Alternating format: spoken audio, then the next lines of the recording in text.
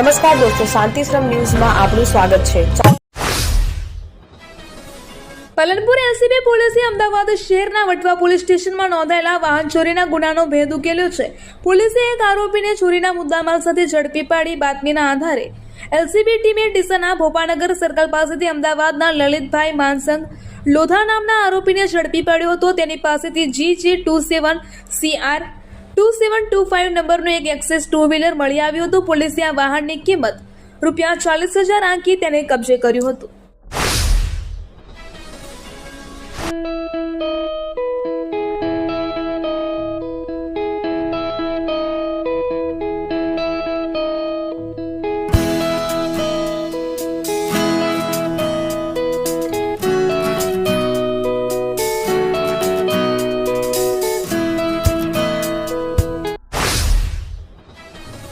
વાવથરાદના સરહદી થરાદ તાલુકાના શિવનગર ગામની પેઢીઓ જૂની ઐતિહાસિક હસ્તકલા સૂફ કશીદાકારી હવે દેશના સર્વોચ્ચ મંચ સુધી પહોંચી છે। નવી દિલ્હી ખાતે વિધાનસભાના અધ્યક્ષ તથા થરાદના ધારાસભ્ય શંકર ચૌધરીએ વડાપ્રધાન શ્રી નરેન્દ્રભાઈ મોદી સાથેની સૌજન્ય મુલાકાત દરમિયાન પરંપરાગત રીતિ રિવાજ મુજબ શિવનગરની અસલ સૂફ કશીદાકારીથી સુશોભિત વિશિષ્ટ શાલ અર્પણ કરી વડાપ્રધાનશ્રીનું સન્માન કર્યું હતું। સ્થાનિક ગ્રામીણ કારીગરો દ્વારા સોય અને દોરાના અદ્ભુત સંયોજનથી તૈયાર કરાયેલી આ કલાકૃતિને દેશના સર્વોચ્ચ નેતૃત્વ સમક્ષ પ્રસ્તુત કરવાની આ ક્ષણ સમગ્ર વાવથરાદ પથક માટે અતિ ગૌરવશાળી સાબિત થઈ છે। વાવથરાદના સરહદી થરાદ તાલુકાના શિવનગર ગામની પેઢીઓ જૂની ઐતિહાસિક હસ્તકલા સૂફ કશીદાકારી હવે દેશના સર્વોચ્ચ મંચ સુધી પહોંચી છે। નવી દિલ્હી ખાતે વિધાનસભાના અધ્યક્ષ તથા થરાદના ધારાસભ્ય શંકર ચૌધરીએ વડાપ્રધાન શ્રી નરેન્દ્રભાઈ મોદી સાથેની સૌજન્ય મુલાકાત દરમિયાન પરંપરાગત રીતિ રિવાજ મુજબ શિવનગરની અસલ સૂફ કશીદાકારીથી સુશોભિત વિશિષ્ટ શાલ અર્પણ કરી વડાપ્રધાનશ્રીનું સન્માન કર્યું હતું। સ્થાનિક ગ્રામીણ કારીગરો દ્વારા સોય અને દોરાના અદ્ભુત સંયોજનથી તૈયાર કરાયેલી આ કલાકૃતિને દેશના સર્વોચ્ચ નેતૃત્વ સમક્ષ પ્રસ્તુત કરવાની આ ક્ષણ સમગ્ર વાવથરાદ પથક માટે અતિ ગૌરવશાળી સાબિત થઈ છે। દિયોદર ગ્રામ પંચાયતનો ₹3 કરોડનો બાકી વેરો ઉઘરાવવા માટે 30 તલાટીઓને કામગીરી સોંપી છે, જેના માટે દિયોદર તાલુકા વિકાસ અધિકારીના આદેશથી તાલુકાના 30 તલાટીની 15 ટીમો બનાવવામાં આવી છે। દિયોદર ગ્રામ પંચાયત કચેરી હેઠળ પોતાનું રહેણાંક, આવાસ, મિલકત તેમજ વગેરે આવાસીય મિલકત સંબંધિત વેરા કેટલાક ગ્રાહકો દ્વારા સમયસર ભરપાઈ ન કરાતા અંદાજે 3 થી 3.5 કરોડ રૂપિયા જેટલો વેરો બાકી છે, જ્યાં તાલુકા વિકાસ અધિકારી શામળભાઈ ચૌધરી દ્વારા આ વેરા વસૂલાતની અમલવારીના ભાગરૂપે સોમવારે દિયોદર તાલુકાના કુલ 30 તલાટીઓની 15 ટીમો બનાવી તમામને 5 દિવસ માટે સોમવારથી શનિવાર સુધી દિયોદર ગામની હદમાં આવતા તમામ વેરા બાકી તમામ રહેણાંક ઘરની ડોર ટુ ડોર મુલાકાત કરી વેરો વસૂલાતની કામગીરી હાથ ધરી છે। ડીસા ખાતે રબારી સમાજના યુવક યુવતીઓ માટે ગોપાલક બિઝનેસ સમિટ અંતર્ગત એક વિશેષ સ્ટાર્ટઅપ માર્ગદર્શન સેમિનારનું આયોજન કરવામાં આવ્યું હતું। આ સેમિનાર ધારાસભ્ય માવજીભાઈ દેસાઈ દ્વારા ડીસાના રસાણા સ્થિત સ્પાર્કલિંગ હોટલ ખાતે આયોજિત કરવામાં આવ્યો હતો। તેનો મુખ્ય ઉદ્દેશ સ્ટાર્ટઅપ શરૂ કરવા ઈચ્છતા યુવાનો, ઉદ્યોગ સાહસિકો અને વ્યવસાય ક્ષેત્રે આગળ વધવા માંગતા રબારી સમાજના યુવાનોને પ્રોત્સાહન આપવાનો હતો। બનાસકાંઠાના કાંકરેજ તાલુકાના શિયોરી દિયોદર હાઈવે રોડ ઉપર આવેલા આકોલી રોડ પરના ખાડાઓની મરામત કામગીરી શરૂ કરવામાં આવી છે, ત્યારે મીડિયાએ અહેવાલ પ્રસિદ્ધ થયા બાદ સ્ટેટ વિભાગે આ કાર્યવાહી હાથ ધરી હતી। આ રોડ પરના ખાડાઓને કારણે રાત્રિના સમયે વાહન ચાલકોને અકસ્માતનો ભય રહેતો હતો, જેના કારણે વાહન ચાલકો અને સ્થાનિકોમાં મરામત માંગ ઉઠી હતી। ત્યારે સ્થાનિક લોકો અને વાહન ચાલકોને ખાડાઓની મરામતની માંગ ઉઠી હતી, ત્યારે આ મરામત થાય તે માટે મીડિયાએ પોતાના સમાચારમાં સ્થાન આપી સમાચાર પ્રસિદ્ધ કર્યા હતા।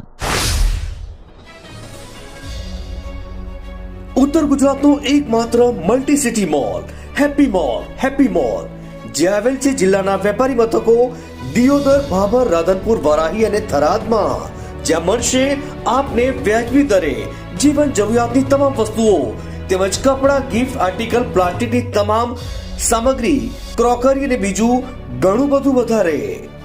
તો આજે જ આવો હેપી મોલ અને કરો ખરીદી તમારી મનગમતી વસ્તુઓની। થરાદ સાંચોર હાઈવે પર એક સ્વિફ્ટ કારે છોટા હાથી ટેમ્પોને પાછળથી ટક્કર મારી હતી। આ અકસ્માતમાં છોટા હાથીમાં સવાર અનેક લોકોને નાની મોટી ઈજાઓ પહોંચી હતી. ઈજાગ્રસ્તોને તાત્કાલિક સારવાર માટે નજીકની હોસ્પિટલમાં ખસેડવામાં આવ્યા હતા. પ્રાપ્ત માહિતી અનુસાર છોટા હાથી ટેમ્પો રામદેવરાથી પરત ફરી રહ્યો હતો. તે સમયે પૂરપાટ ઝડપે આવી રહેલી સ્વિફ્ટ કારે તેને પાછળથી જોરદાર ટક્કર મારી હતી. આ અકસ્માતની જાણ થતાં જ ઘટના સ્થળે લોકોના ટોળેટોળા ઉમટી પડ્યા હતા. હાઈવે પર થોડા સમય માટે અફરાતફરીનો માહોલ પણ સર્જાયો હતો. રક્ષાબંધન પર્વ પહેલા મુસાફરોને રાજ્ય સરકારે નવી એસટી બસોની ભેટ આપી છે. ગાંધીનગરથી નાયબ મુખ્યમંત્રી શ્રી હર્ષભાઈ સંઘવીએ 101 નવી એસટી બસોનું લોકાર્પણ કરી લીલી ઝંડી આપી હતી. આ નવીન બસોમાં 71 સુપર એક્સપ્રેસ, 20 મિની અને 10 સ્લીપર કોચ બસોનો સમાવેશ થાય છે.